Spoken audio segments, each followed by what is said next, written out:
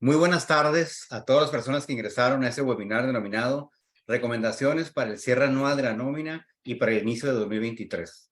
Mi nombre es Alberto Serrano, director de Ventuc Nómina. También saludamos, como siempre, a quienes producen este material vía YouTube en Incomex TV. Muchas gracias por su interés y su confianza. Para conversar sobre los temas más relevantes a considerar para este cierre de año, nos acompaña la contadora Elisa Ibáñez, socia de impuestos al capital humano en Mauricio Monroy y Contadores, con más de 30 años de experiencia en este rubro. Muchas gracias, Elisa. Gracias, Alberto y Incomex, por la invitación. De nuevo, yo encantada de estar aquí compartiendo. Muy bien.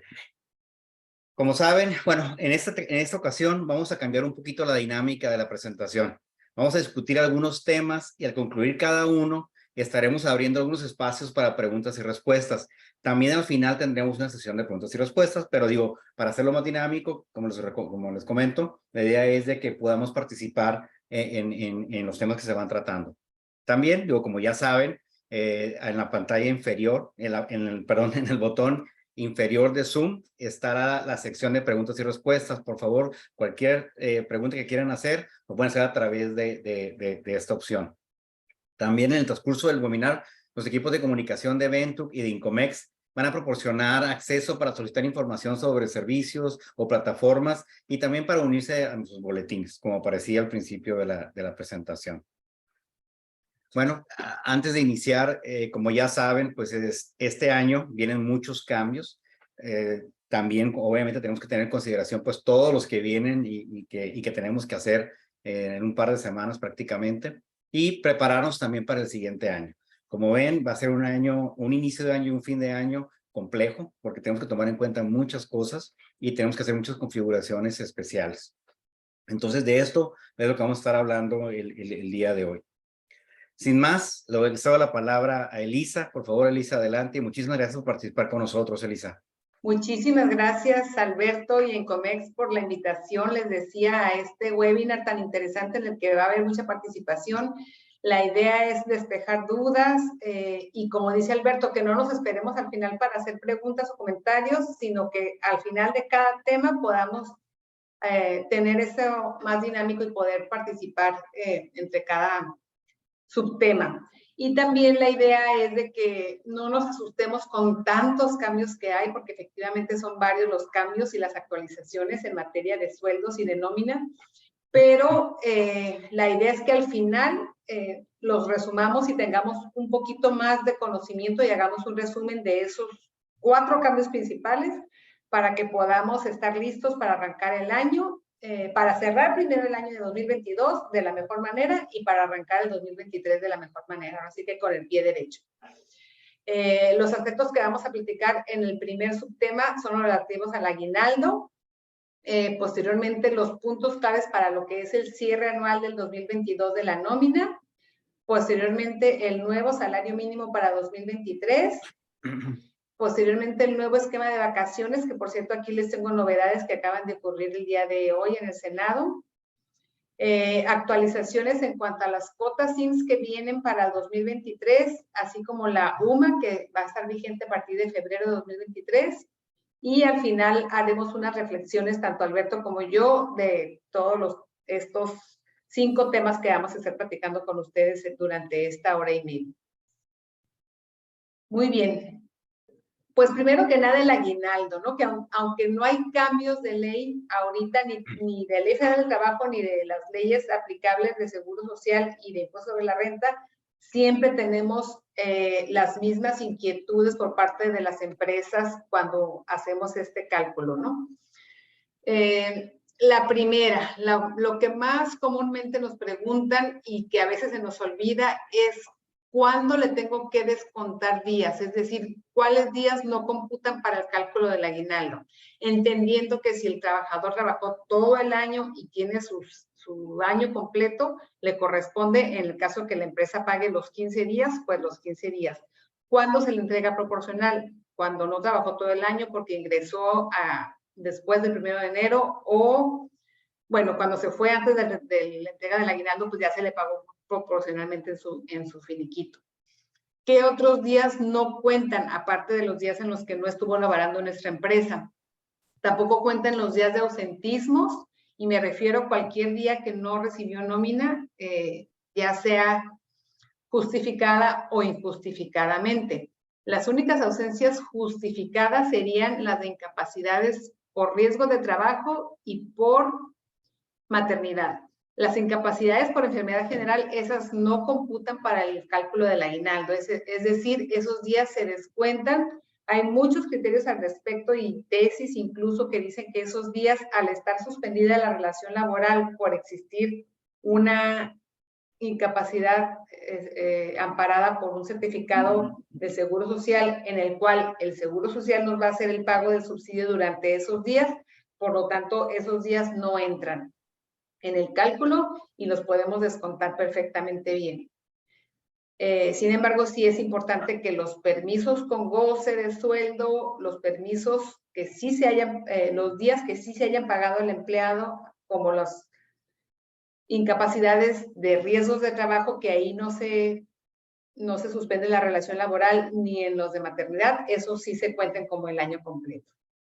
Elisa, por ejemplo, es muy común que nos pregunten qué pasa, por ejemplo, si yo quiero pagarle al colaborador, no, sin quitar incapacidades ni faltas. Quiero pagarle el 100% de la fecha de ingreso. Lo pueden hacer sin ningún problema, esa ya sería una política de la empresa. Ahí la única recomendación es que lo hagan igual para todos.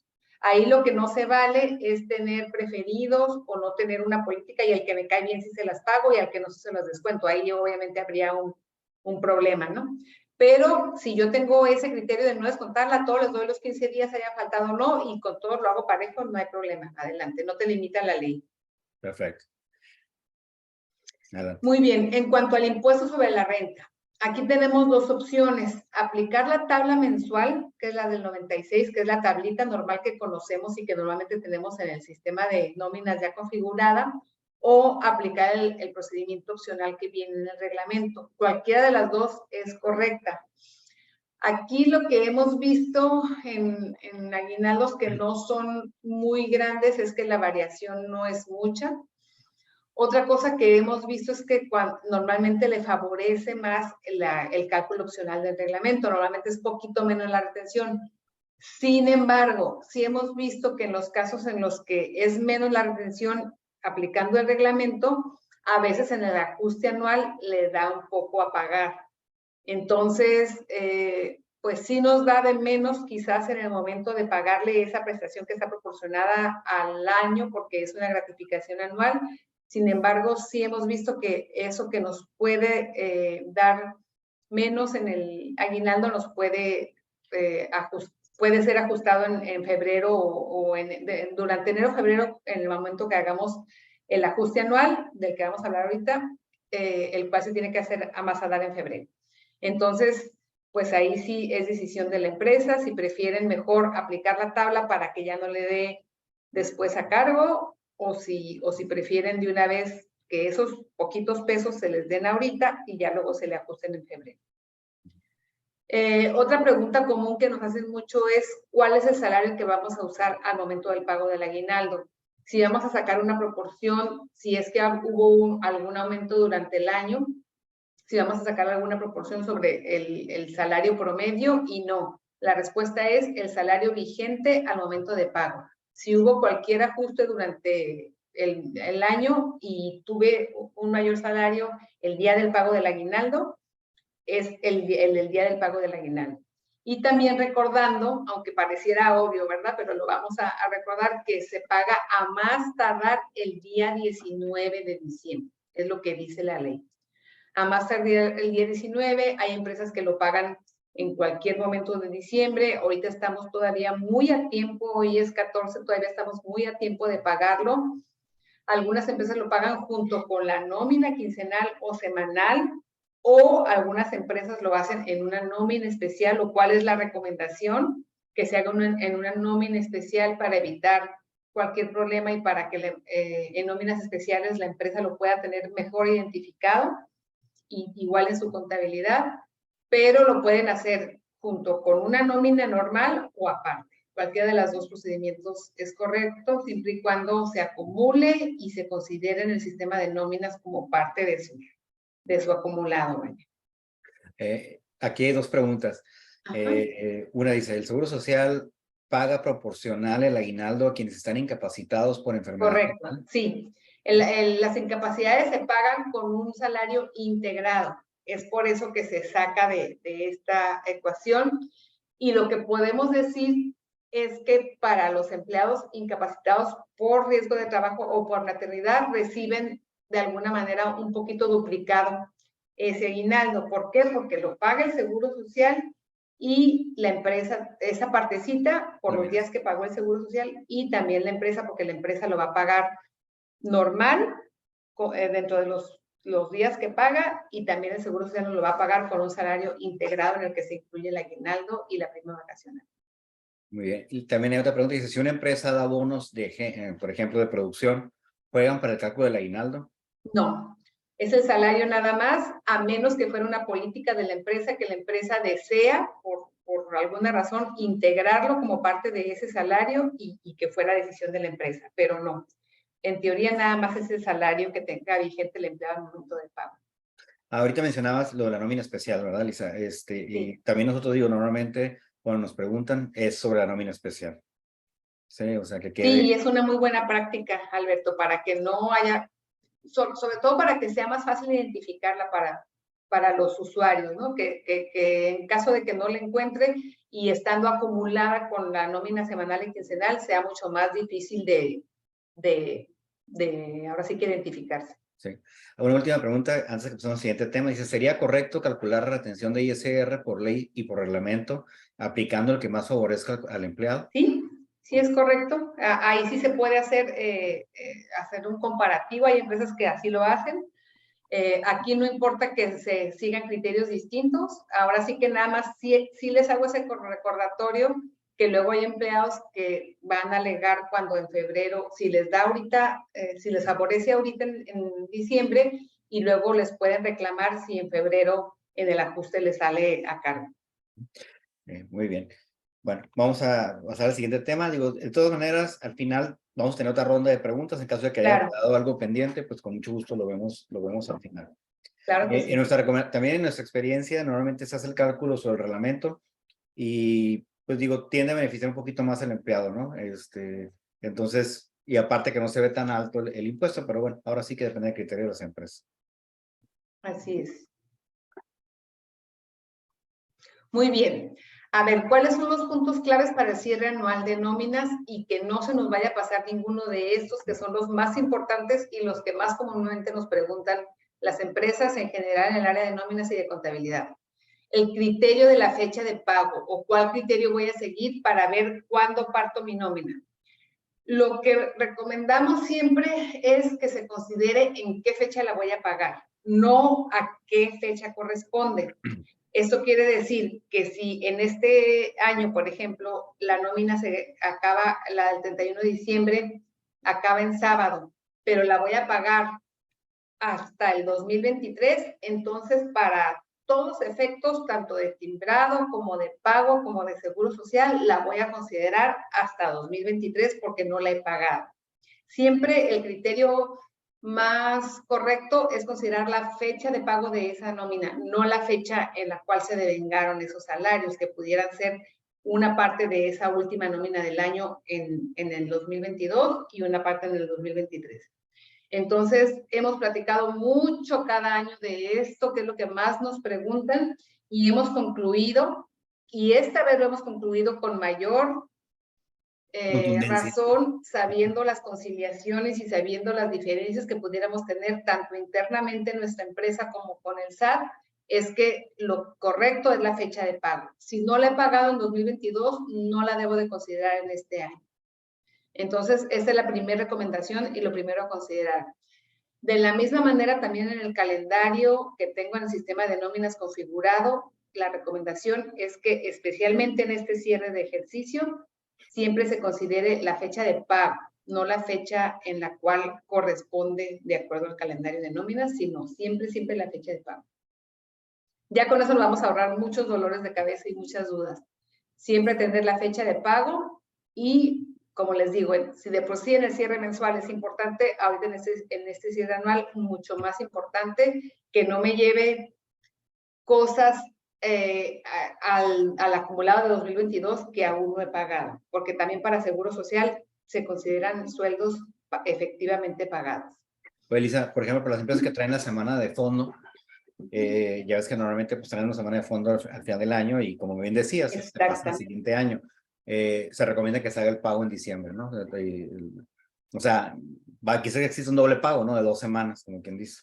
Sí, sí, sí, y sobre todo porque acuérdate, Alberto, que hay muchas empresas que salen de vacaciones estos días y que normalmente cierran la empresa, las empresas que por mayor razón, tanto los empleados de producción como los empleados de contabilidad y nóminas en algunas empresas en esos días cierran con mayor razón si se van a pagar adelantados o como debe de ser, en vez de con semana de fondo que es una semana después, sí se paguen en diciembre, definitivamente. Pero cualquiera de las dos es correcta. Ahora sí que como lo tengan siempre, lo que sí se recomienda es que a cada año tengan la misma costumbre. Lo que no se recomienda es que cambiemos y que este año lo hice como conforme al pago, este año traté de pagar durante el ejercicio la semana de fondo o la última semana del año. O cualquiera de las dos es correcta, pero que haya una consistencia para que los años sean de alguna manera consistentes uno con el otro. Perfecto.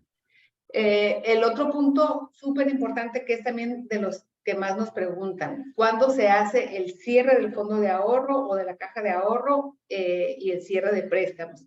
También es el 31 de diciembre la fecha correcta para cerrar nuestro año.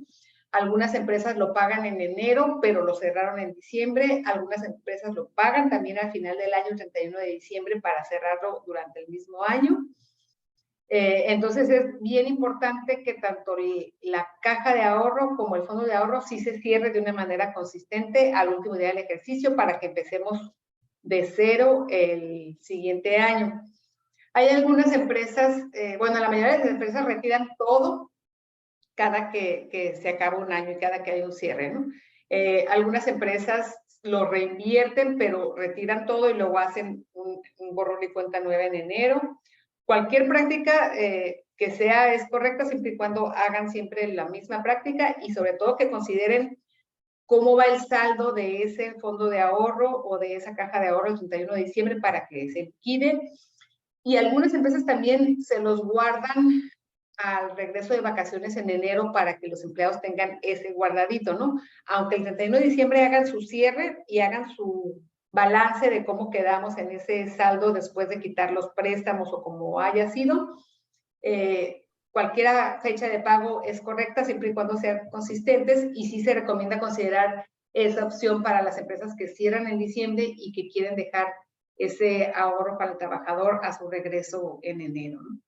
Y sobre todo, Elisa, también muchas veces el rendimiento tenemos que timbrarlo también. Sí, entonces Correcto. tenemos que esperar también a que se suba ese rendimiento. O sea, porque una cosa es el saldo que traen y otra cosa es el rendimiento que tuvieron. Así es. Entonces hay que timbrarlo también para el final del año. Pagarlo y timbrarlo, si se va a hacer el 31 de diciembre, timbrarlo. Acuérdense que cuando timbramos, puede que el pago se haya hecho el 30 o 31 de diciembre, pero el timbrado se hace durante el 2 o 3 de enero, de acuerdo al calendario que tenga esa empresa de cuántos días tiene para timbrar. En ese caso, no importa la fecha de timbrado, sino la fecha de pago. La fecha de pago es la que manda. Entonces, en ese ejemplo que dice Alberto, si los intereses se entregaron el 31 de diciembre, el timbrado, aunque sea en enero, tiene que ser, considerarse como la fecha de pago en diciembre. Okay. Aquí hay un par de preguntas en ese tema. Dice, ¿qué pasa con la empresa que cierra en julio? Es decir, de agosto a julio del siguiente año. Para efectos del retiro. De caja de ahorro y fondo de ahorro. ¿Verdad? No, no hay problema. No hay problema, lo pueden hacer siempre y cuando todos los años lo hagan en la misma fecha y que no haya ningún problema con sus trabajadores. Y ahí también, pues, no hay ningún problema con el timbrado y con la fecha porque va a quedar en la fecha en la que lo hayan pagado. Sin problema. Muy bien. No, adelante, ya creo que son las preguntas. Muy bien. En cuanto a los viáticos o los gastos de viaje, acuérdense que también es muy importante que el 31 de diciembre, a más tardar el 31 de diciembre, algunas empresas lo hacen entre el 15 y el 31, ese ajuste, ese cierre, para ver si el empleado recibió algún anticipo de algún gasto que no comprobó, o por el contrario, si la empresa le debe algo al empleado que lo puso de su bolsa y que tiene gastos comprobados que no se le han reembolsado. Entonces, de cualquiera de las dos, es recomendable que durante el ejercicio que estamos cerrando se haga ese ajuste para que no se vayan saldos pendientes de viáticos a enero y que no queden saldos pendientes, ahora sí que en general de viáticos, ¿no? También ahorita un poquito de home office, vamos a hablar un poquito también de que es algo parecido. Pero en viáticos definitivamente es recomendable que se cierre el año y se limpie y se haga ese borrón y cuenta nueva antes de empezar el nuevo año. Hay una pregunta que viene del fondo de ahorro. Dice, otra pregunta, ¿los préstamos de la caja de ahorro se tienen que timbrar? Mira, sí se tienen que timbrar, sin embargo, no afectan al... No deberían de afectar como un ingreso al trabajador porque simplemente se documentan tanto el préstamo al empleado como el descuento del empleado que se hace de ese préstamo. Quedarían, digamos, en el recibo de nóminas de alguna manera neteados, ¿no? Por decir así. Sin embargo, sí se timbran y en el timbrado se pone como otros pagos cuando se hace un sistema, un pago de un préstamo con el 999 es el timbrado correcto para poder timbrar cuando es un pago. Dice, ¿es válido la provisión de un bono de 2022 pagado el 2023?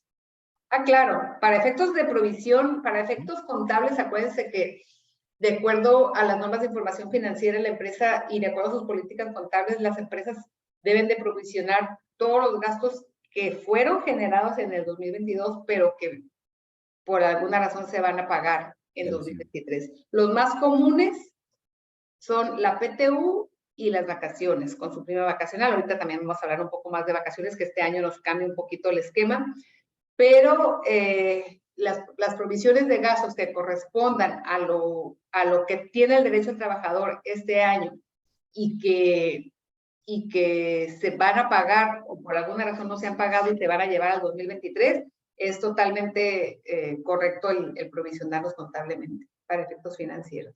Okay. ¿Cómo se timbra? Perdón. Sí, adelante. No. ¿Cómo se timbra ese ajuste por viáticos y tiene fundamento legal? Digo, sí, digo, hay un concepto para pagar en la tabla, hay un concepto ahí para los viáticos, cómo se entregan y cómo se deducen. Entonces, digo, ahí sí tendrían que nada más revisarlo, ¿no? Lo dice, ¿puedo dejar la última nómina de este año con fecha del 26 de diciembre al domingo 1 de enero del 23 y empezar el periodo año 2023 con la fecha 2 de enero? ¿Afecta en algo dejar el domingo 1 de enero de 2023 en 2022? No afecta en nada, no afecta en nada porque si la estás pagando y realmente es un día, o sea, todavía otros años que están 3 días y 4 días, pues ya hay empresas que lo hacen, ¿no? En este caso no afecta nada porque es un día y aparte si la vas a pagar en 2022, sí la debes de dejar en 2022. Okay. Lo único que estás adelantando, digamos, un día, pero no hay ningún problema y que empieces con la primer nómina de enero con fecha 2 de enero en adelante, sin problema. Perfecto. De hecho, hay empresas que lo hacen así. Ah, perfecto. Dice, los viáticos, si no se timbró el anticipo cuando se dio el viático, ¿se puede solo timbrar los comprobantes? ¿Se puede qué? ¿Timbrar solamente los comprobantes? Pues no, porque te saldría, ahí sí habría una falta de simetría. Por eso decía que tanto en el caja de ahorro y tanto en el préstamo y el descuento, igual que los viáticos, si acuérdense que el recibo de nómina lo que queremos es tener un efecto neto para que no le afecte porque no es un gasto del trabajador, y perdón, no es un ingreso del trabajador, sí, ni exento ni grabado, es un gasto de la empresa que se le entregó como anticipo y en caso de que lo esté comprobando, pues está comprobando nada más un anticipo. Entonces, no, definitivamente no. Lo correcto es que sí se registre el anticipo y sí se registre la comprobación como un gasto de la empresa para que al empleado no le afecte como ingreso esa diferencia. Una práctica común que nos ha pasado es de que, por ejemplo, si van a dar el viático no por la nómina, pero si quieren, no, quedó debiendo la persona, que se meta como un préstamo de la empresa. Okay, entonces empieza a hacer la deducción a través de eso. Se registra el préstamo por el monto que le dieron de viático y por la diferencia que no comprobado y entra como una deducción de préstamo. Digo, ese es en el caso de que no quieran, o sea, que no se vaya a timbrar el viático, ¿verdad? Exacto, porque quedó sin comprobar por alguna razón, ¿no? Es correcto. Muy bien, pues continuamos si quieres, Elisa.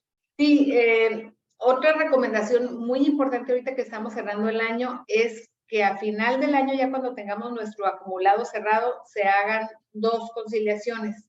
Una es nuestro acumulado de nómina, de qué fue lo que pagamos en el año contra los FDI, para ver que todo lo que hayamos pagado se haya timbrado, y lo que no se haya timbrado por alguna razón no importa, pero sí identificarlo y tenerlo por ahí en esa conciliación para efectos internos, independientemente de que después hagamos otra conciliación entre lo... Es que hay 2 conciliaciones, entre lo pagado y lo timbrado, y después hagamos otra conciliación entre lo que le estamos reteniendo de impuesto al empleado y lo que estamos enterados al SAT, que eso es donde normalmente nos requiere el SAT. El SAT no nos va a requerir la primera parte, nos requiere la segunda parte, que es la que tenemos que tener también bien identificada. En la primera conciliación de lo pagado contra nómina, aunque no lo hayamos timbrado, eso no quiere decir que no lo vayamos a acumular para seguro social. Si no timbramos un recibo de nómina porque el empleado tenía un error en su RFC o por alguna razón de error, de que nos marcó un error, eso no es un motivo para que no lo acumulemos para efectos de seguro social. Es por eso que es bien importante que hagamos esa conciliación e identifiquemos cuáles son esos empleados que por algún motivo, o esos recibos de nómina que por algún motivo no se timbraron. Y en la otra conciliación, que ahorita vamos a ver un ejemplo con Alberto, en la segunda conciliación es muy importante que cada mes, cuando hagamos la BIOT, tengamos bien identificado cuánto es lo que estamos reteniendo o cuánto estamos pagando al SAT, para que al final del mes podamos hacer una conciliación entre cuánto fue lo que retuvimos y enteramos, y lo comparemos contra ese resumen, que es lo que estamos pagando al SAT en nuestra declaración mensual de impuestos. Esa conciliación es súper importante que se haga cada mes, y con mucho mayor razón al final del año. Lo que hacemos al final del año es una suma de esos 12 meses y acumulamos todo el año, cuánto fue el total que retuvimos en el año y cuánto fue el total que enteramos. Si lo haces mensual, mucho mejor, pero al menos se debe de hacer una vez al año para estar listos para que en cualquier momento que nos requiera el SAT, tener bien identificados cuáles son esas diferencias si las hubieran. Hay una pregunta de un tema anterior. Dice, en su opinión, el último periodo abarca el 1 de enero del 23, por los efectos de salario mínimo se desea pagar en diciembre del 22. O sea, ese día, sobre el incremento y todo, que digo, para los mínimos me queda claro que sí, ¿verdad? Pero para el resto, pues digo, no debería afectar, ¿verdad? Sí, no hay problema, no hay problema, porque acuérdense que el salario nuevo deben dar a más tardar el 1 de enero del 23. Si en este ejemplo que dijimos, en los cuales lo van a pagar en el 2022 y ese día se va a pagar en 2022, no hay problema, siempre y cuando sí se pague ese 1 de enero con la fecha de al menos con el salario mínimo nuevo. El hecho de que lo vayamos a pagar este año o que lo vayamos a adelantar por cualquier razón o por política de la empresa, no quiere decir que el primero lo dejemos ahí volando con el salario del 2022. Sí se tiene que pagar al menos con el salario mínimo nuevo, aunque corresponda al 2023. Aunque lo paguemos antes, no quiere decir que no cumplamos con el salario mínimo. Bien. No sé si ahí quedó contestada la pregunta o si... Sí. Ok. Ok, adelante, licenciada. Bueno, siguiendo con los puntos que también nos preguntan mucho. Hay empresas que tienen la práctica de que durante el pago del aguinaldo, ahí hacen el ajuste anual del impuesto o cómo van con la tabla anual en vez de hacerlo en febrero, o hacen 2 ajustes. Hacen un ajuste en diciembre cuando pagan el aguinaldo para que el trabajador no lo sienta, o cuando pagan el fondo, más bien al mismo tiempo que pagan el fondo de ahorro para que no lo sienta el trabajador tanto en su bolsillo. O algunas empresas lo hacen a más tardar en febrero, que es lo que dice la ley, ¿no? No importa cómo lo hagan, siempre y cuando se haga al menos en febrero, que es cuando por ley tenemos que hacer ese ajuste y hacer esas diferencias a más tardar en el mes de febrero.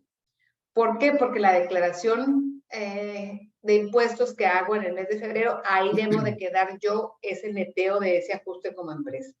Entonces, definitivamente esa opción de hacerlo en diciembre es muy buena para las empresas que no quieren afectar a sus trabajadores o que piensan o los trabajadores que vayan a tener por alguna razón un impuesto a cargo. No hay problema si lo hacen en diciembre y luego van a hacer otro ajuste en febrero. Muy bien. Bueno. Ok, recordatorios para los procesos de sistemas. Acuérdense que cuando hagamos el proceso de variables, que se tiene que hacer cada que calculamos ahorita el salario del 1 de enero con las variables de noviembre y diciembre, asegúrense que las nóminas que estamos considerando para esas variables estén afectadas. Muchas veces pagamos la nómina y no las afectamos para efectos del proceso de percepciones variables. Asegúrense antes de cualquier proceso de variables, siempre, en cualquier bimestre y con mayor razón ahorita en el cierre de año para que no se nos vaya a quedar fuera volando ninguna nómina. También acuérdense que tenemos que iniciar el año actualizando nuestro sistema de nóminas con los salarios mínimos correctos. Si la empresa va a cambiar su tabulador, no nada más de los salarios más bajos, sino de toda su plantilla de empleados, ese tabulador debe estar listo para que el 1 de enero esté actualizado y la primera nómina del año corra con ese nuevo salario, inclusive desde el último día, a lo mejor del 2022, en el cual ya aplica ese nuevo tabulador. Entonces, ese parámetro en cuanto a los salarios, ahora sí que los salarios diarios normales. Ahora, las tablas van a cambiar de factores de integración en 2023 por la nueva reforma de vacaciones. Eso debe de entrar con fecha 1 de enero del 2023. Entonces, esas tablas también se tienen que actualizar para que a partir del 1 de enero se actualicen en su sistema de nóminas. Entonces, son 3 las cosas que van a cambiar. Las variables, que siempre cambian el 1 de enero, el salario, ya con el nuevo ajuste del salario mínimo y con los nuevos tabuladores que tengan, y la tabla de vacaciones. Este año tenemos 3 cambios que tienen que aplicar al 1 de enero y que no se nos debe de pasar, que esos parámetros deben estar listos para que el 1 de enero ya queden esos cambios. Hay una pregunta que se divide en 2 y yo creo que esa es opcional, ¿verdad? Dice, entonces, la última nómina de diciembre haría un ajuste mensual y una nómina especial el ajuste anual. Pues yo creo que ahí depende, ¿verdad? Normalmente la recomendación del ajuste mensual se hace por el ajuste del subsidio, sí, que está por mes. Entonces, por lo que es mensual o lo que hay en el periodo, pues es nada más en ese periodo. Y algunos se paran en una nómina anual, en una nómina especial, todo el año, para no mezclarlos, pero podrían hacerlo en cualquiera. Realmente no hay una diferencia, ¿no? Así es opcional, así es. Otro detalle que ahorita lo vamos a ver más adelante, otro detalle también que hay que cambiar son las tablas de ISR. Ahorita todavía no las actualiza el SAT, pero esperamos que este año, por la inflación acumulada del 2022, sí haya una publicación por parte del SAT de las nuevas tarifas, tanto de salario como de subsidio para el 2023. Hay una pregunta ahorita que está aquí, pero yo creo que esta es referente a Seguro Social. Si quieres, que ahorita que lleguemos al seguro, Ok. Sí, y ya si no, esa pregunta, Alberto, si no la contestamos cuando ya estemos en ese tema, porque lo más seguro es que sí la vayamos a ver más adelante, pues la vemos al final. Sí. Muy bien, vamos a continuar. A seguir. Muy bien. Siguiendo con el ajuste anual del 2022. Acuérdense que todos los empleados que estuvieron en mi plantilla durante 2022, yo como empresa tengo la obligación de hacerles su ajuste anual de ISR para saber si salió a cargo o a favor, excepto cuáles son los trabajadores que dejo fuera de ese cálculo anual, los que no hayan trabajado el año completo porque entraron después del 1 de enero o porque se fueron antes del 31 de diciembre. Obviamente, pues esos ya no los computo dentro de mi cálculo anual, ¿no? Los ingresos de 400,000 pesos o mayores, eso los dejo fuera porque esas personas están obligadas a hacer su declaración anual. Ahí tenemos que estar pendientes también de las actualizaciones de eso. Eso es lo que nos dice la ley, pero pues también en miscelánea nos lo actualiza cada año el SAT, ¿no? Lo que dice la ley es que los de 399,999, esos sí los meto en el cálculo, y los de 400,000 para arriba los dejo fuera. Ya va a haber una facilidad también, de acuerdo a la miscelánea, cuando llegue abril para el trabajador, de si a lo mejor le toca la opción de no hacerla o sí hacerla, ¿no? Como ahorita el SAT ya tiene toda nuestra información, realmente ya ahorita da más opciones para hacer la obligación de la declaración anual. Pero en teoría lo que nos dice la ley es que de 400,000 para arriba, ellos están obligados a hacer su declaración anual. Y la otra excepción son para los empleados que desean u optan por hacer su declaración anual y lo comunican por escrito. ¿Por qué? Porque tienen deducciones personales, porque tienen gastos médicos que pidieron recibos y CFDI a su nombre los pueden deducir o los quieren deducir, porque tienen intereses pagados del banco por su crédito hipotecario o al Infonavit que pagan intereses, y sabemos que esas personas pueden tener un saldo a favor de ISR si optan por hacer su declaración anual, o colegiaturas también. Cualquier deducción personal que sea deducible en la declaración anual y que sea opcional del trabajador, el trabajador que así lo desee debe de comunicar por escrito a la empresa que quiere hacer su declaración anual y que lo dejen fuera de ese cálculo para que la empresa no lo haga. La ley nos dice, de acuerdo al reglamento, que el escrito deberá presentarse a más tardar el 31 de diciembre del ejercicio que se va a presentar la declaración. Si al 31 de diciembre yo no dije que quería optar por hacer mi declaración anual y tengo menos de los 400,000 pesos, la empresa tiene que hacer el cálculo porque no presentamos por escrito esa carta en la que yo opto por hacer mi declaración anual. Es bien importante que ahorita se lo recordemos a nuestros trabajadores, ahorita estamos muy a tiempo de preguntarles o de recordarles que tienen que avisarnos a más tardar ese 31 de diciembre si van a ejercer esa opción para dejarlos fuera del cálculo, porque si les hacemos el cálculo, ya no van a poder ellos hacer su declaración anual. Esto no ha cambiado, todos los años, los últimos años ha sido igual, pero son recordatorios que todos los años los debemos hacer para tomarlos en cuenta en este cierre.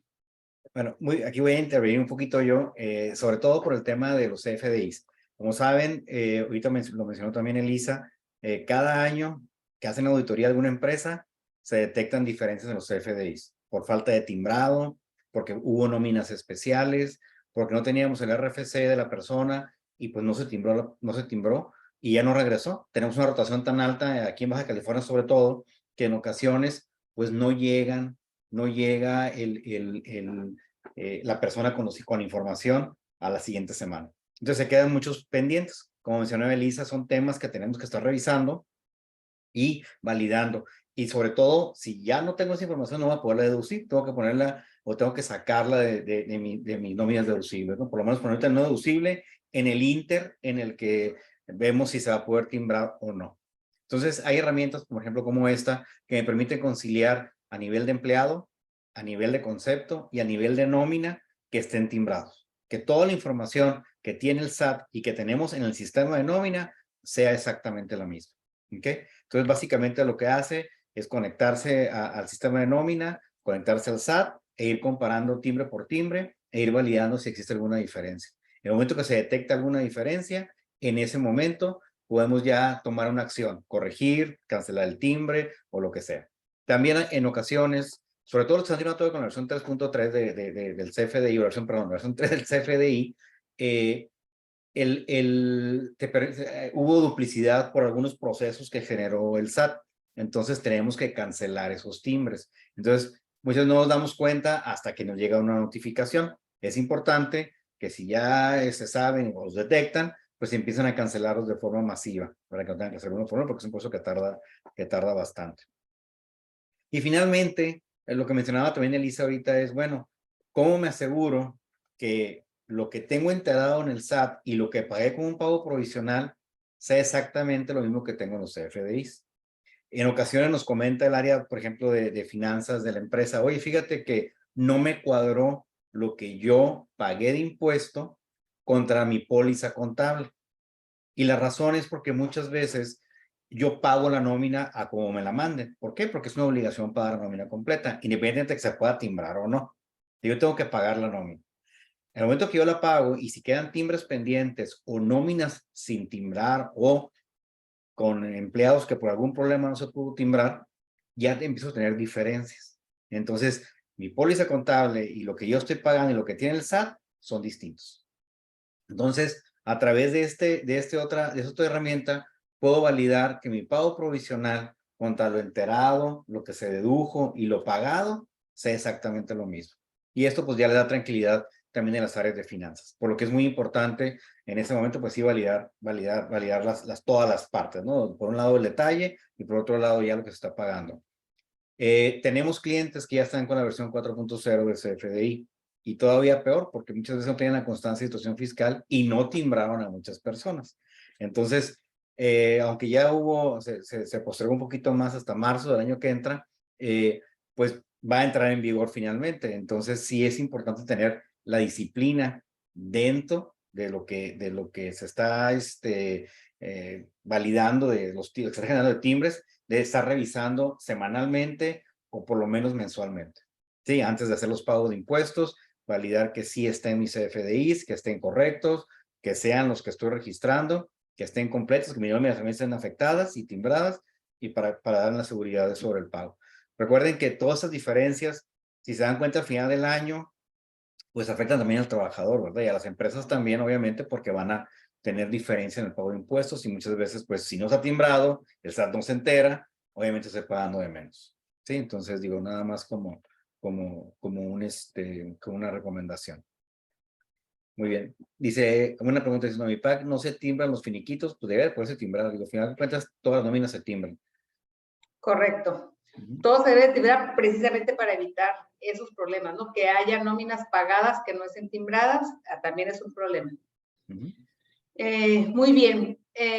Por ahí estuve contestando algunas preguntas adelantándonos al tema del IMSS, pero vamos a seguir con el siguiente tema, que es el de salarios mínimos de 2023. Afortunadamente, ahorita cuando planeamos este webinar todavía no los teníamos ciertos, pero ahorita ya los conocemos perfectamente bien cuáles son los nuevos salarios que van a aplicar para el año que entra. Como sabemos, hubo una petición del sector obrero de que se subieran el 25%, por otro lado, el sector patronal, su propuesta fue de que quedaran el 15% ante la CONASAMI, y derivado de este consenso, ya se quedó en un término medio, que fue el del 20%.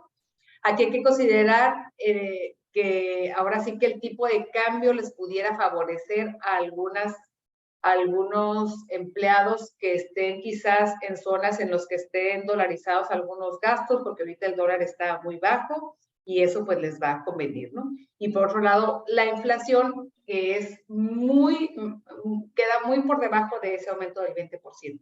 Ese aumento de poder adquisitivo debe de ser mayor de esa inflación. Como resultado de esa discusión y de ese acuerdo y consenso de la CONASAMI, se determinó un aumento de 20% general para las dos zonas económicas del país, tanto la zona libre de la frontera norte como para el resto del país, de manera que quedaron ya dos salarios. En números redondos está en esta, acuérdense que manejan pesos y centavos los salarios mínimos, pero en números redondos quedó en 312 para la zona fronteriza norte y en 207 pesos para el resto del país. Esos son los nuevos salarios mínimos generales que van a aplicar para el 2023 y que ya los conocemos ahorita y podemos perfectamente bien hacer nuestra tabulación de cómo van a quedar los nuevos salarios para el año que entra. Elisa, una pregunta del tema anterior, dice, el fundamento legal para poder hacer el ajuste anual hasta febrero. Se los debo, ahorita se los paso, pero si viene la ley del impuesto sobre la renta, que tiene que ser en febrero del año que entra, ahorita se los paso. De memoria ahorita no me acuerdo, pero ahorita se los doy. Ahorita se los comparto. Muy bien, los salarios mínimos profesionales de 2023 son los que les mostramos en la gráfica anterior. En la zona libre de la región fronteriza son los profesionales, son iguales al mínimo, excepto por dos oficios, ahorita se los enseñamos en la siguiente tabla, y los generales son de 312.41 pesos. Perdón, me adelanté. Sí, no hay problema. En el resto del país, la mayoría de los salarios sí varían de acuerdo al oficio que aparece en esta tabla. Esta tabla es la que aparece en la página de CONASAMI y es información pública que el gobierno federal estuvo circulando en estos días. Aquí está en el material de cualquier modo y esta plática se queda grabada para ustedes. Entonces, aquí la tienen. Y ya va por sector de qué oficio es el que se tiene que ajustar a ese salario mínimo y en cuál es el salario mínimo general, que es el que ya comentamos ahorita. Le quisimos dar mucha importancia al sueldo mínimo porque, como saben, bueno, se incrementó un 20%.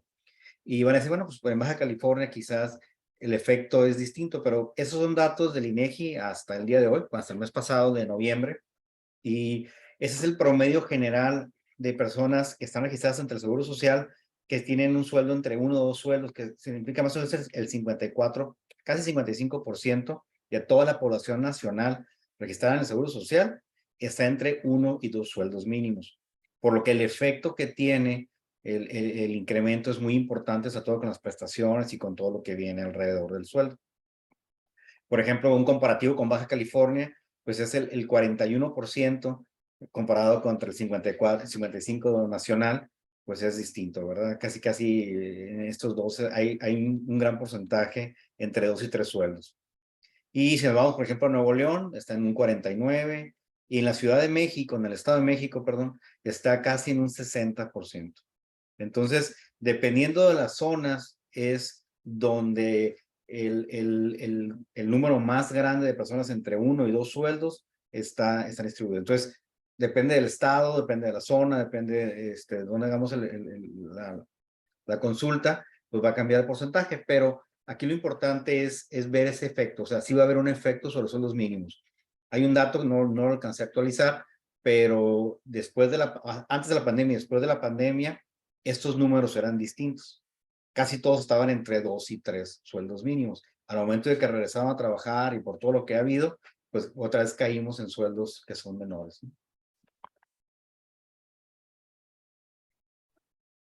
Muy bien, el ajuste en febrero es el 97, el artículo 97 de la Ley del Impuesto sobre la Renta es lo que nos dice que tenemos que hacer, la obligación de hacer ese ajuste y esa diferencia del saldo a favor o a cargo, a más tardar la tengo que ajustar en febrero. Yo como empresa tengo que hacer ahora sí que esa suma de esos a favores y a cargo para que esa diferencia yo la entere en mi declaración a más tardar en el mes de febrero.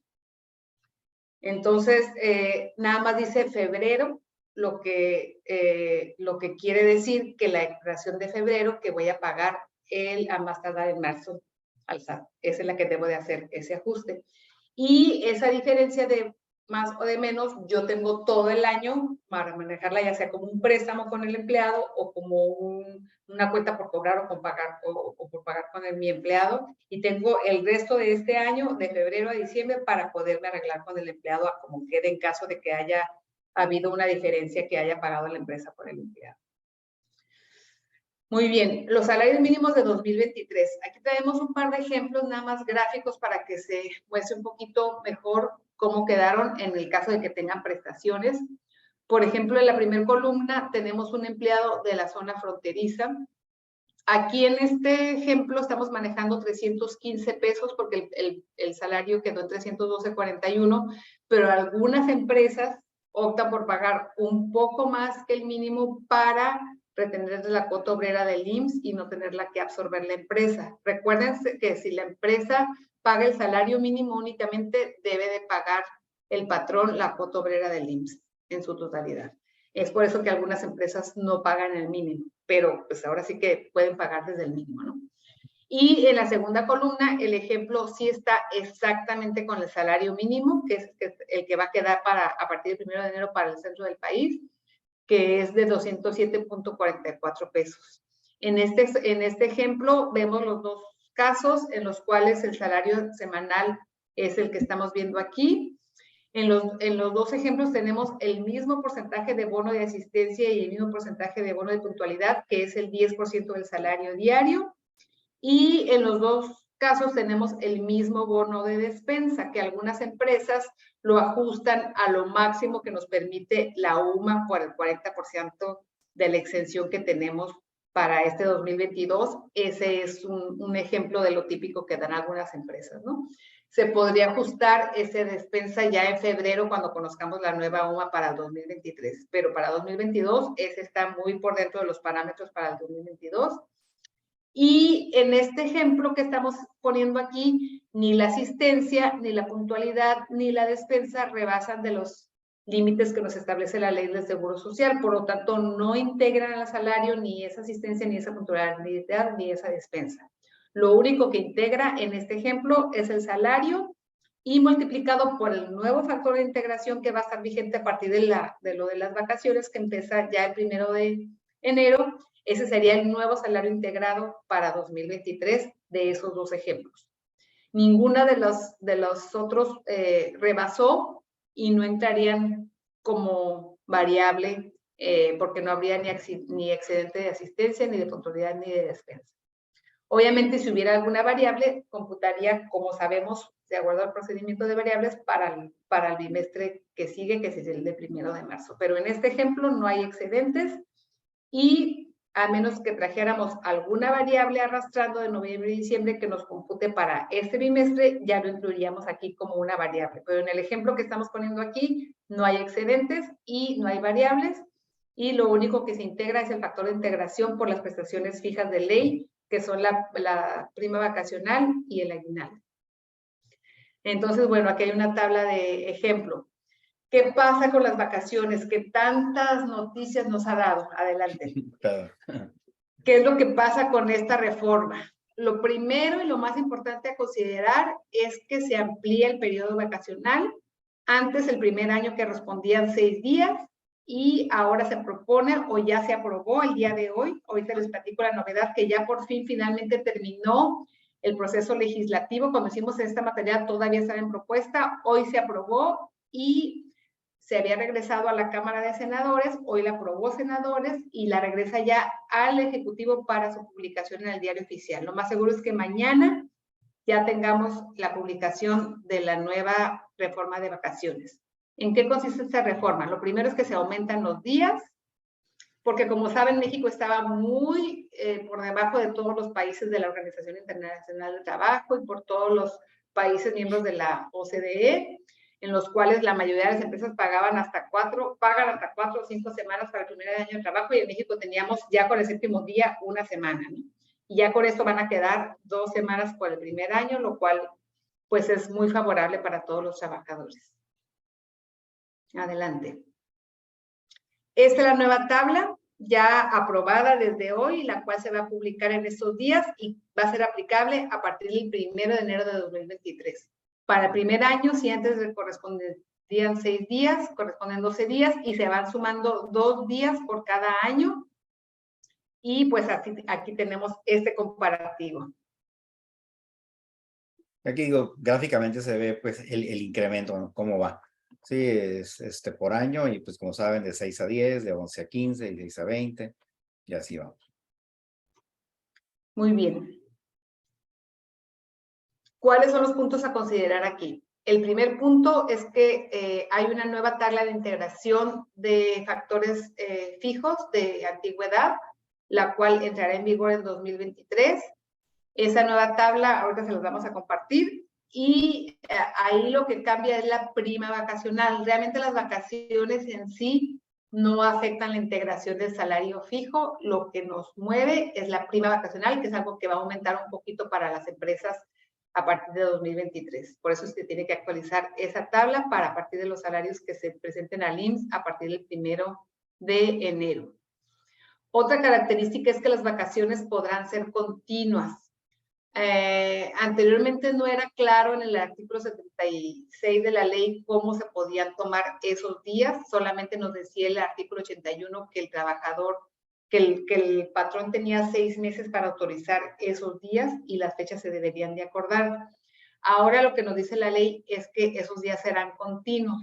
Será potestad del trabajador el tomarlos todos juntos, los 12 días o los 14 días o los 16 días que les correspondan, o tomarlos en 2 partes, ¿no? O en las partes que sea decisión del trabajador.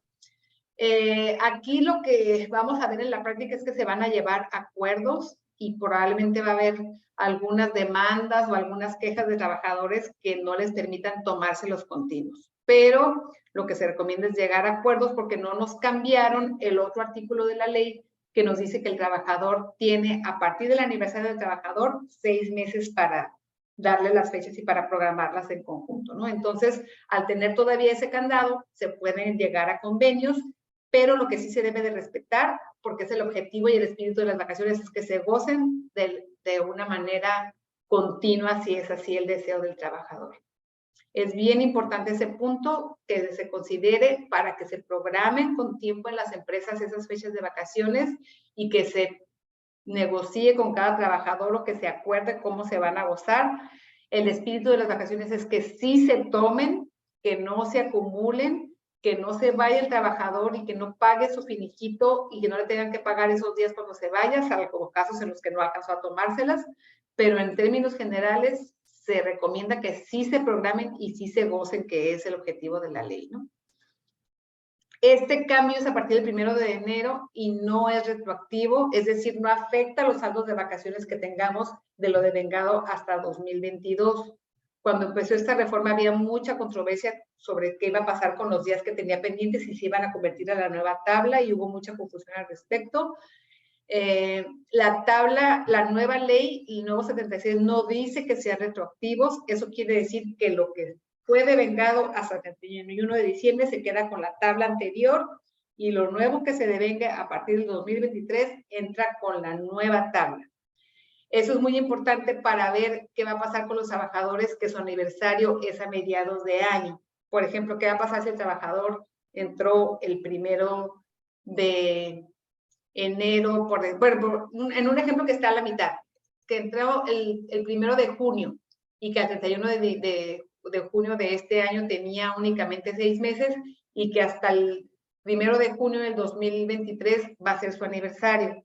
La parte proporcional de lo que deben en 2022 debe de ser con el esquema que estaba vigente en 2022 y la nueva parte de 2023 va a ser con la nueva tabla de vacaciones, de una manera que va a quedar proporcional al año en el que, al periodo en el que fueron, ahora sí que a que se generó el derecho de esas vacaciones.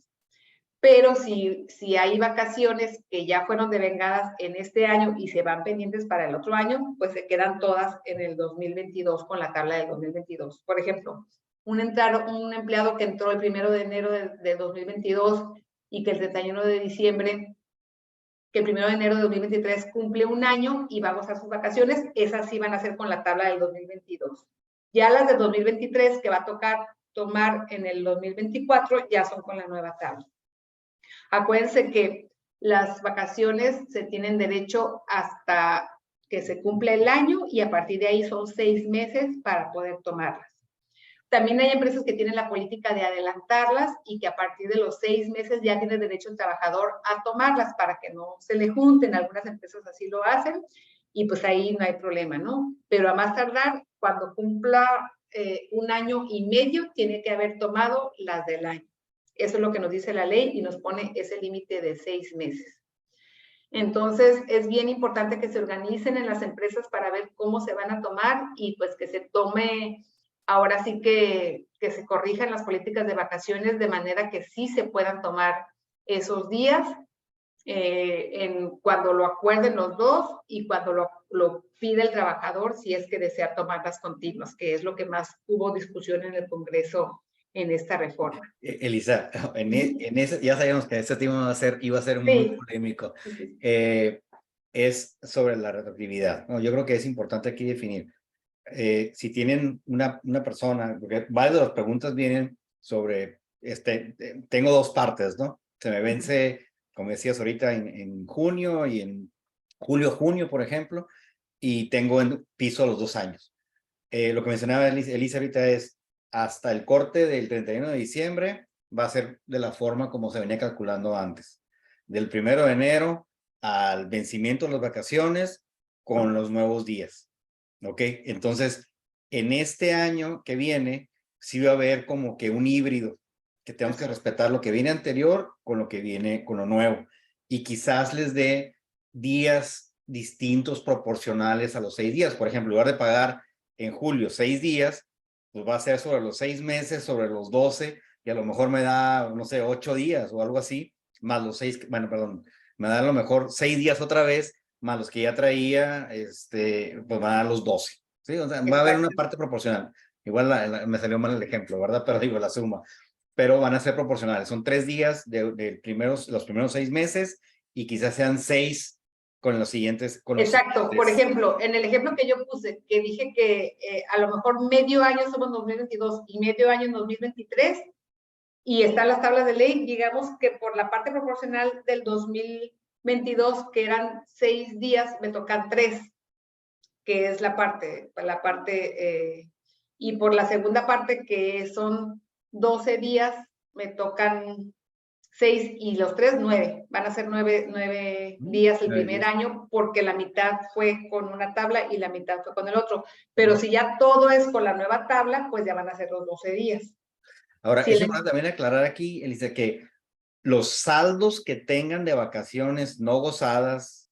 Esa es otra cosa. Qué bueno es otra que cosa. Es a partir del 1 de ahorita enero estamos en adelante. hablando de que el origen de ese derecho fue en 2022. Ahora, si tengo vacaciones de 2021 que no he tomado en 2022, eso es otro tema y esas no se deben de tocar, de revolver con las de 2023. Esas sí se quedan con la tabla de 2022 y no se van a cambiar a la tabla de 2023. Lo que sí les recomendamos es que ahorita en diciembre, que es cuando algunas empresas pueden, sí se tomen esas vacaciones pendientes para que no se acumulen para las de 2023, que van a aumentar y que van a ser consecutivas.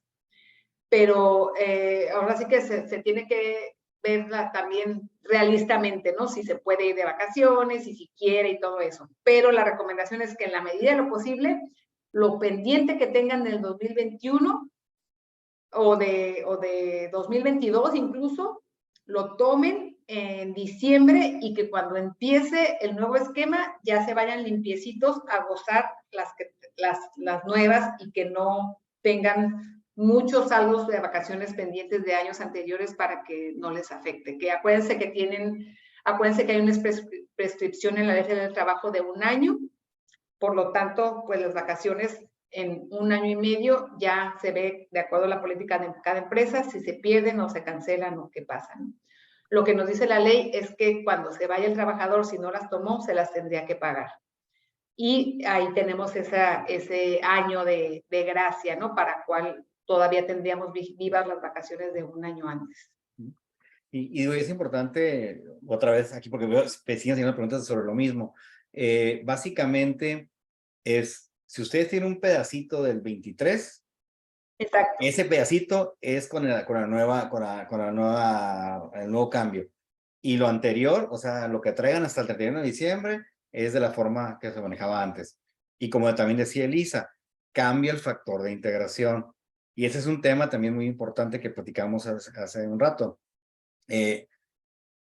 Lo correcto que es, bueno, lo que yo ya debo está en mi factor de integración y tengo que pagarlo porque hasta ese momento era el factor de integración. Con el cambio, el factor va a ser distinto y esa otra parte tiene que ser con el nuevo factor. ¿De acuerdo? Así es. Si deciden pagarlo todo con el nuevo factor, están dejando un hueco porque no se integró esa parte. Exactamente. Esta parte, aquí yo dije que no había retroactividad. La ley no dice que son retroactivas las vacaciones, pero si alguna empresa desea a partir de cambiar y a todos darles más vacaciones, aunque no tengan el derecho, porque una parte de esas vacaciones se generaron en 2022, pero sí quieran pagarle los 12 días, por ejemplo, en el mismo ejemplo que dijimos, el trabajador entró el 1 de julio del 2022 y medio año lo trabajó en 2022 y medio año en 2023. Pero la empresa, porque le dio su gana, le quiere dar 12 días en vez de la parte que corresponde, que era 9 días, porque estuvo mitad y mitad. Esos 12 días, el factor de integración que se usó fue nada más la mitad y la mitad. Entonces, esa diferencia hay que considerarla como una percepción variable e integrarse a sus variables de cuando se le paguen en el siguiente bimestre, porque le estoy pagando algo más de lo que dice mi factor. Pero no nos queremos revolver mucho con eso, porque esa opción de que la empresa le quiera dar más vacaciones no está estrictamente así descrita por la ley. Al no decirlos, porque nos han dicho mucho, ¿cuál es el fundamento para que yo parta el año? El fundamento es que como la nueva ley va a entrar en vigor el 1 de enero, a partir de ahí ya se genera el nuevo esquema. Todo lo generado hasta el 31 de diciembre es con el esquema anterior, que era el de 6 días el primer año, 8 días el segundo año, y así sucesivamente conforme a la tabla. Entonces, si utilicé, como ya explicó Alberto, una tabla de factor de integración distinta, ahí habría que ajustar como variable esa diferencia. Ahora, tienen que tener cuidado con los sistemas que manejen, porque tienen que tener la capacidad de poder manejar los dos. ¿sí? Así es. Para que puedan cortar con un factor y empezar con otro. Ahora, eso va a ser bien, bien importante, que ajusten su sistema de nóminas de manera que manejen las dos tablas simultáneamente para los días que se generaron en 2022 y para los días que se van a generar a partir del 1 de enero de 2023. Una forma de hacerlo es para los que tienen sistemas donde manejan varias tablas de prestaciones, es de que hagan un cambio de tabla de prestación para que les quede la vigencia con un factor y no modifiquen la tabla y pierdan la historia, y luego la otra con otro factor de integración. ¿Okay? Entonces van a tener como quien dice las dos tablas, la anterior y la nueva. Muchas preguntas van sobre lo mismo, sobre las antigüedades, pues funciona para todos igual, o sea, no importa la antigüedad que tenga la persona. El año, sí es cierto, por ahí mencionan que es el año y que después de ahí empieza la reforma, no.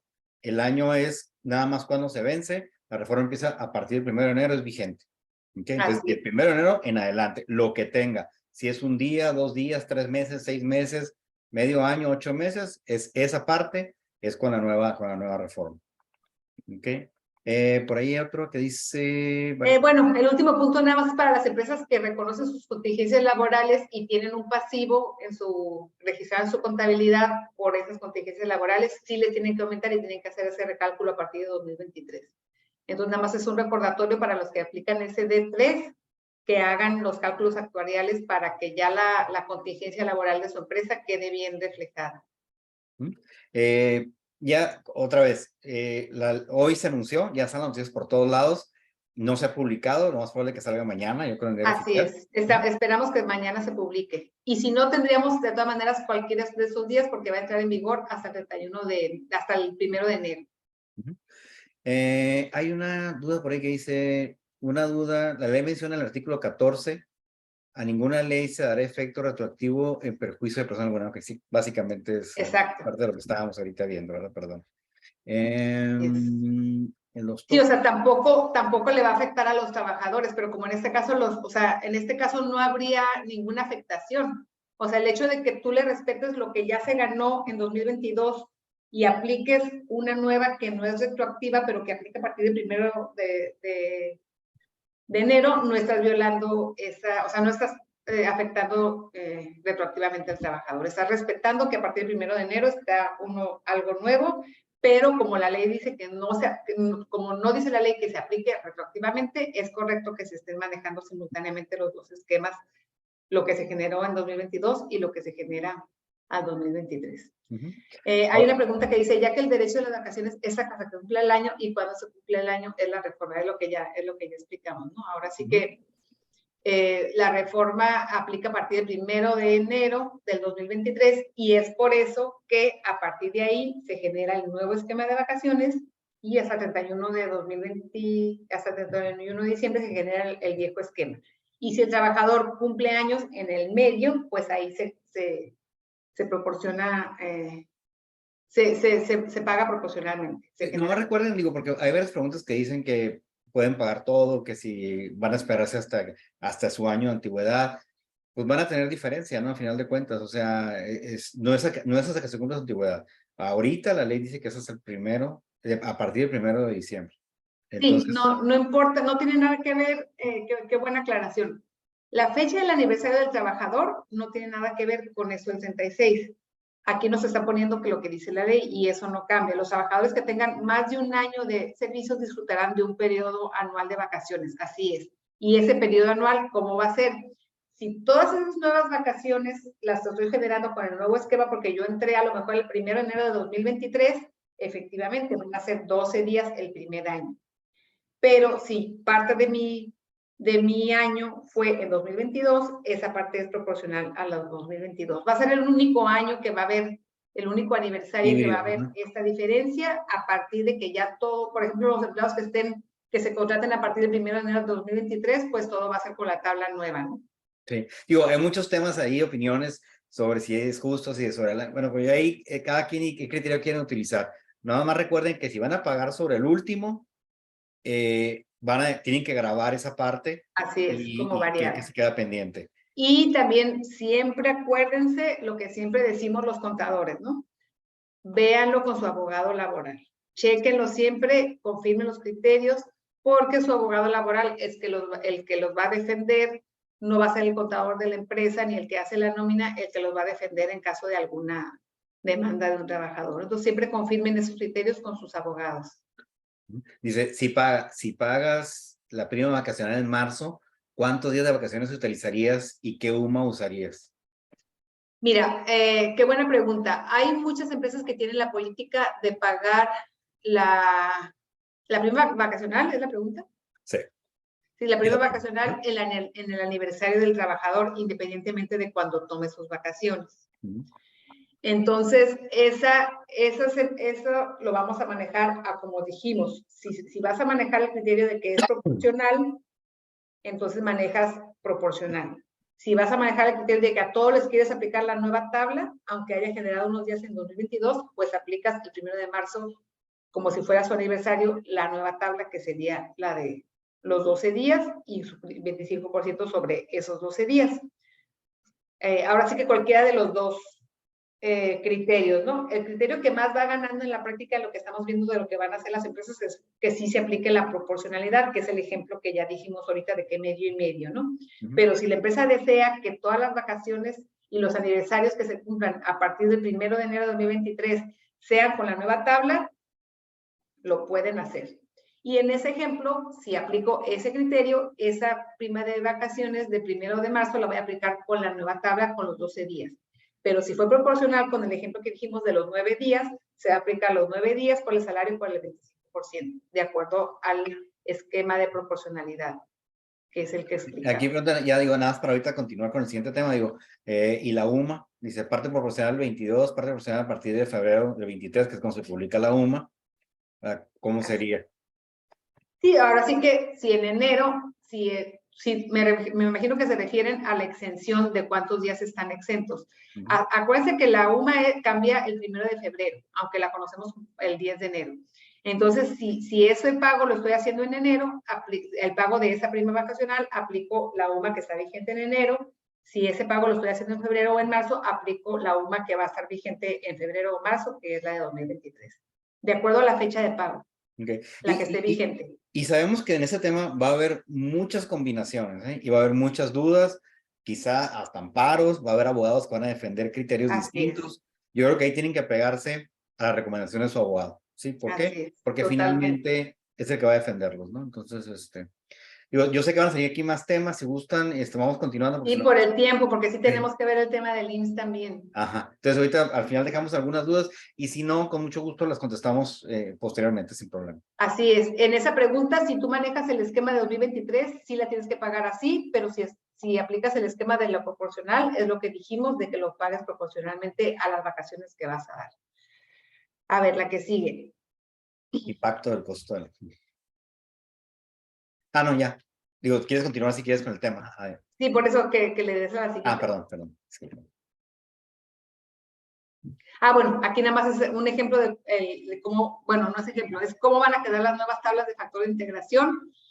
Como recordarán, la que será el primer año es la que correspondía antes a 4 años, que era la de 12 días, y así sucesivamente se va conforme a la nueva tabla. Esa es la nueva que tienen que aplicar en su sistema de nóminas a partir del 1 de enero. Ok, el tema del incremento de la cuota patronal de cesantía y vejez. Como sabemos, hubo una reforma de pensiones en 2020 que fue publicada en diciembre de 2020 y que a partir de ahí hay un aumento en la cuota patronal, nada más, en la cuota obrera no hay cambios. Y como recordarán, el 21 y 22 no hubo afectación y desde ahí decía la reforma que la afectación iba a ser a partir de 2023 hasta 2030. El cambio es paulatino, va a aumentar un poquito cada año hasta que lleguemos a 2030, en el cual ya va a estar la nueva cuota, que es la que ya va a quedar para siempre con esta nueva sistema de pensiones. ¿Qué es lo que está pasando aquí? Aquí hay una controversia por cómo va a quedar esa cuota, porque tenemos una diferencia entre la UMA y el salario mínimo. Cuando se Recordarán que esa reforma de pensiones viene de sexenios anteriores, no viene de esta administración de Morena en la cual el salario mínimo se disparó y se diferenció mucho de la UMA. Entonces, cuando se aprobó esta reforma y se discutió y se presentó, no vieron o no se vio por los expertos esa discrepancia y ahorita es la que estamos viendo, ¿no? Acordémonos también de que esta contribución patronal que pagan las empresas no se va al IMSS por esta controversia que pueda ser ahora sí que el mensaje aquí que les tenemos que dar a las empresas es que no te preocupes porque eso que estás pagando no se va a ir a la licuadora del IMSS ni a las cuentas del IMSS, se va a ir directamente a la subcuenta individual de cada trabajador en su pensión. Entonces es algo que se tiene que tomar en cuenta para que las empresas que se quieran amparar por este tema de la diferencia entre la UMA y todo al que estaríamos afectando es al trabajador y no al IMSS. Adelante. Esta reforma que está vigente, así es como van a quedar las cosas en 2030 y de 2023 a 2030 van a ir paulatinamente aumentando. Cuando se estudió esta reforma veíamos que los trabajadores con un salario mínimo estaban en 3.150. Sin embargo, el salario mínimo nuevo va a quedar ahorita en el sexto renglón, el de la frontera, y como en el tercero o cuarto renglón, el del resto del país, de manera que ya no va a haber no va a haber nadie que caiga en el primer renglón. Entonces, pues va a haber empresas que se quieran pelear y que digan, es que yo pago el salario mínimo porque voy a pagar conforme a otro renglón si estoy en el salario mínimo. Esa es la controversia que tenemos y es lo que estamos tratando de resolver. Ya se vio con el IMSS, hay diversas propuestas incluso de reforma para corregir esto y es lo que en resumen les queremos platicar sin querernos confundir mucho porque es algo que finalmente el SUA se va a actualizar y el criterio del IMSS va a ser que se pague conforme a la UMA y no conforme al salario mínimo. Cuando inició la UMA, en 2016 teníamos exactamente la misma cantidad en UMA y en salario mínimo. Sin embargo, se fue disparando y en esos últimos años el salario mínimo, por ejemplo, en esta tabla de la frontera es mucho mayor a la UMA y es por eso que hay esa discrepancia en esta tabla de cómo va a quedar la cuota patronal. Y si tenemos duda qué va a hacer el SUA cuando yo le pongo un salario mínimo, si me va a dejar el primer renglón o me voy a ir al renglón que corresponde de acuerdo a la UMA.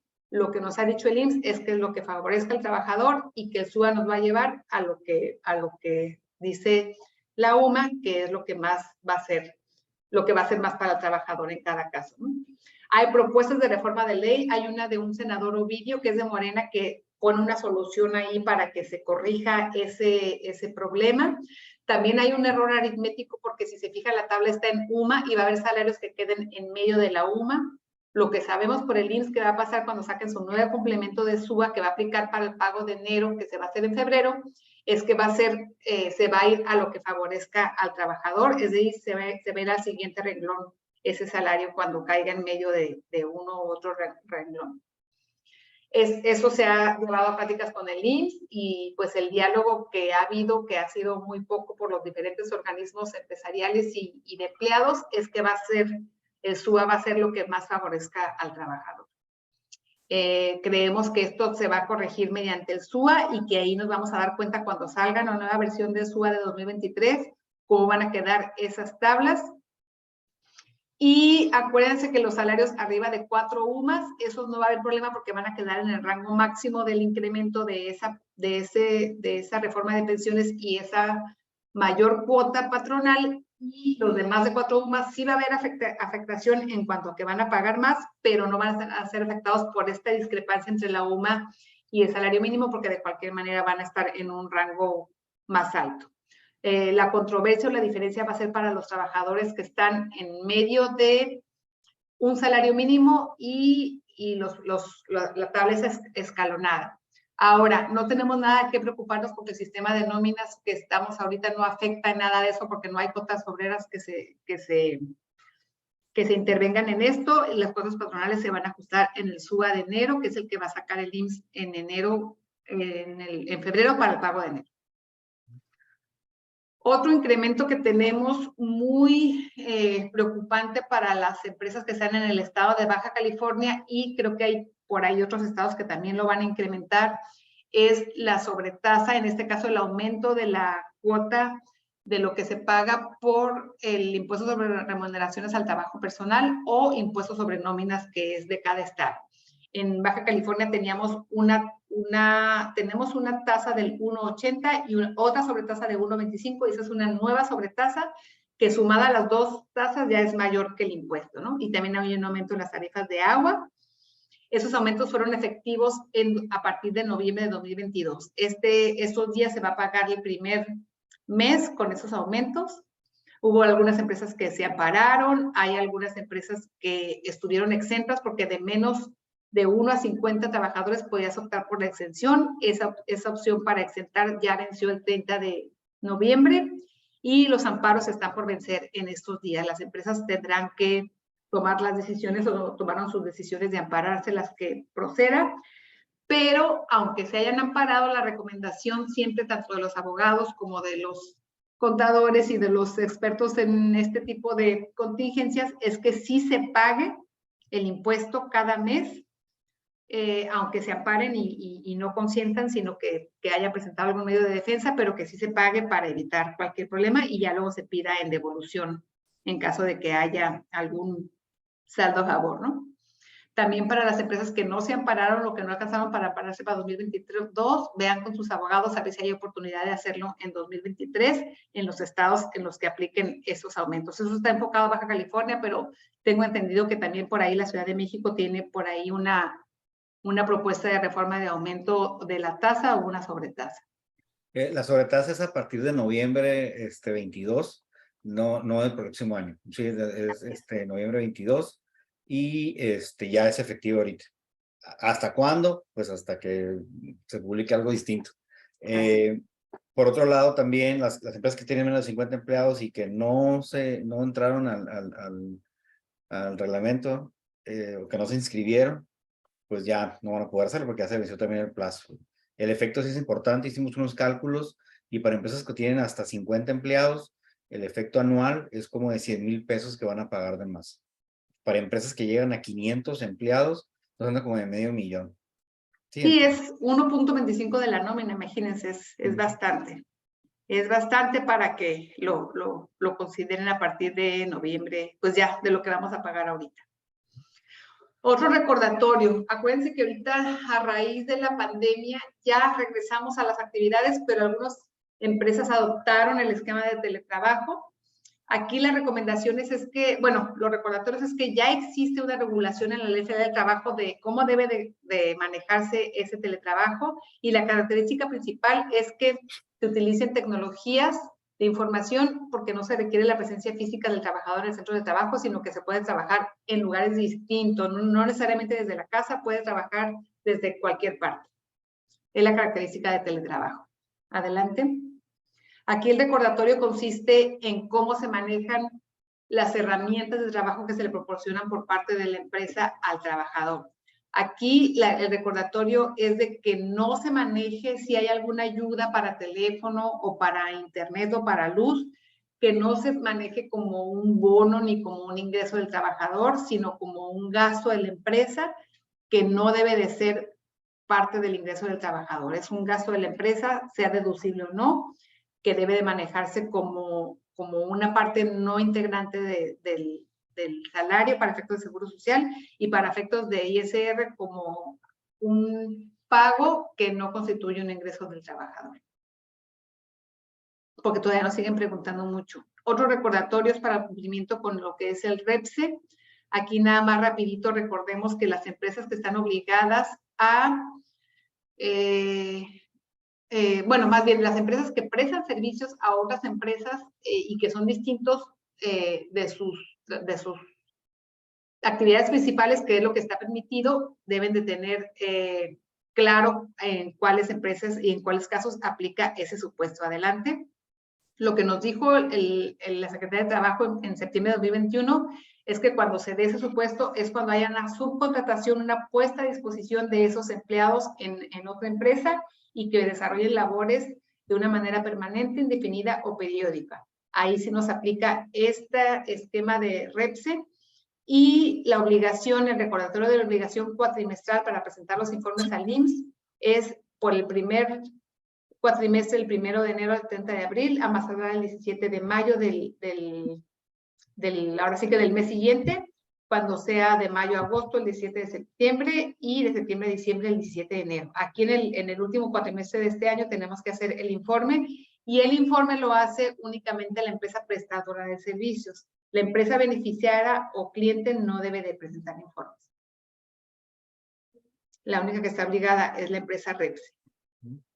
Otro recordatorio que tenemos es que la ley del ISR nos dice que cuando la inflación exceda el 10% en el año, se deben actualizar las tablas. Entonces, esa actualización entrará en vigor a partir del 1 de enero del ejercicio siguiente en el que se haya presentado este incremento. Ahorita creemos que por los dos últimos años sí se va a acumular más del 10% ya cuando se cierre este año, y la recomendación que queremos darles es que esperemos a que el SAT publique esas tablas. Lo más seguro es que se publiquen en la página del SAT los últimos días de este año o los primeros días del año que entra para que se apliquen en su empresa. Y acuérdense que tenemos un margen ahí porque tenemos un ajuste mensual que se hace a final de cada mes. Entonces, si no las actualizan en su sistema de nóminas el 1 de enero, pero lo hacen durante el mes de enero, que se paga hasta febrero, ahí estaríamos a tiempo, siempre y cuando lo hagan en el mismo mes de enero. Y lo más probable es que sí cambien las tablas, porque con el incremento del sueldo, pues ya mucha gente no tiene subsidio y les está afectando, entonces lo más probable es que sí vayan a mover la tabla. Ya tenemos ya un par de años que no se hace cambio, entonces. Correcto, tanto las tablas de salario como las de subsidio deben de actualizarse. Estemos pendientes de la publicación por parte del SAT. Hay una pregunta, dice, ¿se debe presentar aviso en caso de que ya no haya prestaciones de servicios o simplemente se deja de presentar los avisos del IXOR? No, ya nada más no se presentan. Sí, porque acuérdense que el informe cuatrimestral te pregunta hasta qué fecha. Entonces ya con poner ahí, ya no tendrías obligación de hacerlo si ya no tienes ningún nuevo contrato o ningún servicio nuevo. Ok, vamos a pasar a concluir de todo lo que vimos ahorita. Ya conocemos los nuevos salarios mínimos que van a estar vigentes a partir del 1 de enero. Ya con eso en sus empresas y en sus sistemas de nóminas pueden planificar su nueva estructura salarial y los tabuladores que van a estar vigentes a partir del 1 de enero. Eso aunado al incremento de vacaciones, a las cuotas al IMSS que van a cambiar a partir del 1 de enero y del impuesto sobre nómina que aplique para su estado, ya con eso podemos prepararnos mejor para el 2023. Ahorita ya se nos está acabando un poquito toda esa incertidumbre que hubo en los noticieros, porque ya conocemos cómo van a quedar tanto el salario mínimo como las vacaciones. Las cosas del IMSS sí está todavía un poquito incierto por la discrepancia que todavía existe entre la UMA y el salario mínimo. Estemos pendientes de a ver qué pasa en los siguientes días por parte del IMSS. En cuanto al teletrabajo, también recordar que hay que dar el tratamiento correcto a los instrumentos o herramientas de trabajo, implementar las normas y políticas que sean necesarias para esto que llegó para quedarse en muchas empresas, lo que es el modo de teletrabajo. Por otro lado, digo, pues también que como recomendaciones, que la conciliación la hagan en tiempo real, sobre todo los FDIs, detectar diferencias en las nóminas, hacerlo, si no es semana por semana o por periodo, que lo menos se haga una vez al mes, para estar seguros de lo que están pagando, en lo que estén pagando en nómina, sea lo mismo que están declarando. Validar también la integridad de la información, porque muchas veces puede ser que lo que yo suba al SAT sea distinto a lo que tengo dentro del sistema en cuanto a cálculos. Nos ha pasado que hay que calcular años de repente por algún concepto que estuvo mal. Y pues obviamente validar también que las contribuciones sean correctas y se puedan comparar. Para el siguiente año tenemos muy poco tiempo. Tienen que ver que esos sistemas que tienen de nómina sí puedan hacer los cambios y soportar sobre todo el sueldo mínimo, la tabla de percepciones para el tema de las vacaciones, los cambios que se tienen que hacer de Seguro Social. En este caso, por ejemplo, pues puede haber 3 cambios. Puede haber el cambio de percepciones variables, el de factor de integración, ¿sí? Y a lo mejor algún cambio por antigüedad o lo que sea. Entonces, esos 3 se van a tener que presentar en enero. Entonces, platicábamos Liz y yo, y pues se recomienda que sea un solo movimiento del Seguro Social, que no tengan 3 movimientos. Factores de integración que van a cambiar, las cuotas del Seguro Social para la parte patronal, tablas de ISR, todos los servicios del Seguro Social. Y aunque no lo mencionamos mucho, también está lo del CFDI 4.0. entra en vigor el próximo año. Yo sé que no es en enero, sin embargo, sí es importante que también se vaya considerando. Antes de terminar la última ronda de preguntas y respuestas, vamos a pedir al equipo de comunicaciones de Incomex que abra una pequeña encuesta. Les va a tomar unos segundos contestarla. Les agradecemos mucho, por favor, si la pueden contestar. Y una vez que terminemos, ya continuamos con la parte del cierre. Alguna pregunta que quede por ahí pendiente, con mucho gusto la podemos ver. Nos apoyan, por favor, con contestando. Son 5 preguntitas muy rápidas y simplemente para evaluar cómo están las empresas.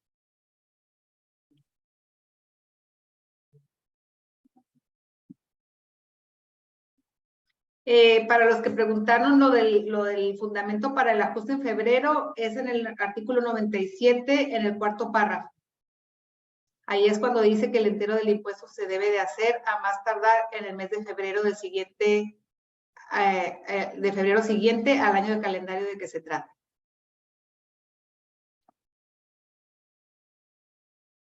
Todo el material está en el canal de YouTube de Incomex TV. Va a estar el video disponible y se va a enviar información a sus correos también sin ningún problema.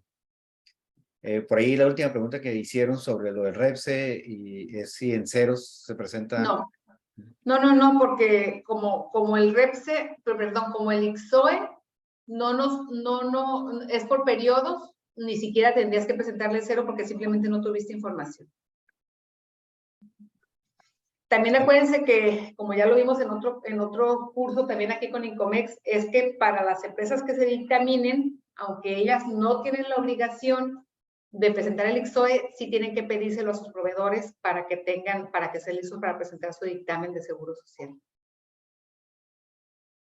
La encuesta nos ayuda mucho a preparar nuestro material para las siguientes pláticas. Por eso es importante conocer un poquito cómo están y sobre todo para ir viendo temas que podamos apoyar a las empresas, auxiliarlas en cierta información que requieran. Por eso el tema de los polls, para ver cómo están y qué temas podemos seguir seleccionando para las siguientes pláticas.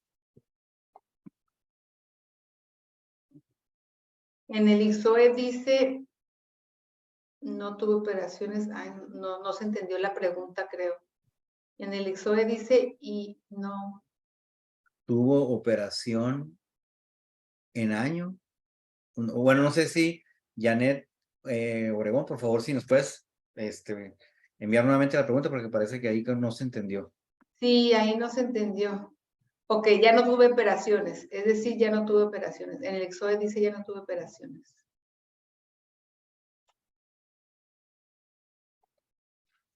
Sí, ahí si no tuviste operaciones no presentes el IXOE.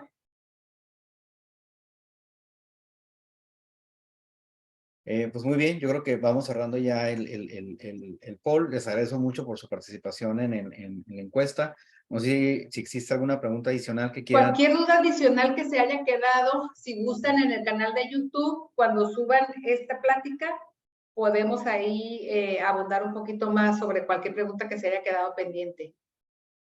O cualquier cosa adicional, ahí podemos contestarla en la página de YouTube de Incomex. Ok, los datos de Elisa aquí están. Como les comentaba, ella es socia en el área de Seguridad Social, Capital Humano en Mauricio Moroya Asociados y Contadores, perdón. Aquí están sus datos por si quieren también enviar algún correo, hablar por teléfono. Adelante, ¿verdad? Cualquier cosa. Lo dejaré un momentito para que puedan tomar una foto o un screenshot. De cualquier manera, todo esto va a quedar grabado ahí en la plática que va a estar grabada en YouTube. Sí. Bueno, pues ya digo, si ahorita no hay, parece que llegaron unas preguntas. Yo sé que ya nos pasamos del tiempo. Va a estar disponible en unos días, yo creo que en un par de días, en lo que nada más se baja, se edita y se manda. Muchas gracias a todos, la verdad, sí, les agradecemos mucho por su participación. De verdad, creo que este formato fue muy bueno en el sentido de estar contestando sobre algún tema en particular y no se nos pasa después. Tengo una duda, este año me liberaron crédito en puntos para Infonavit, ¿intervendré el nuevo monto de la UMA? Sí, acuérdense que el Infonavit ajusta el factor de Infonavit después de que sale la UMA, que es el que conocemos como UMI. Entonces, sí hay que estar al pendiente si se va a modificar por parte del Infonavit, y ese también se publica igual que la UMA el 10 de enero para que entre en vigor a partir de febrero. Pues muy bien, muchas gracias. Yo sé, si hay cualquier pregunta que tengan, con mucho gusto, por favor, mándenlas a nuestros correos. Ya por ahí aparecieron, a los de Lisa, a los de Incomex. Tenemos por ahí la página también para poder estar recibiendo cualquier tipo de duda. De todas maneras, si queda alguna pendiente aquí, va a quedar grabada. La contestamos y les mandamos la respuesta sin ningún problema. También, digo, no olviden suscribirse. Tenemos ya nuestro podcast Radio Incomex, la edición de Nómina y Recursos Humanos. Estamos terminando la primera temporada. El próximo año iniciamos en enero la segunda temporada. Se grabaron cerca de 10 capítulos o 10 episodios. Creo que tuvieron buena aceptación. Entonces, vamos a seguir grabando algunos temas adicionales. De hecho, vamos a invitar por ahí a Elisa también a que nos apoye con alguno de esos. Encantada, cuando gusten, con gusto. Podcasts. Muchísimas gracias. Y también, pues, si se quieren suscribir a los boletines, por ahí se estuvo mandando información en el chat. Es una liga, pueden ahí solicitar información y poderse agregar a los boletines que estamos enviando. Cualquier cambio, cualquier noticia que vaya saliendo, actualización, se publica y se les manda por correo electrónico. Entonces, digo, si pueden darse de alta también en nuestros boletines, va a ser muy útil para que estén recibiendo información. Elisa, pues muchísimas gracias por su participación. No, al contrario. Abusamos de tu tiempo también y de todas las personas que están conectadas, pero creo que fue muy útil. Te agradezco muchísimo a nombre de Incomex y de Ventu tu participación. Gracias a ustedes por la invitación. Muchísimas gracias y hasta la próxima. Saludos. Bye, bye.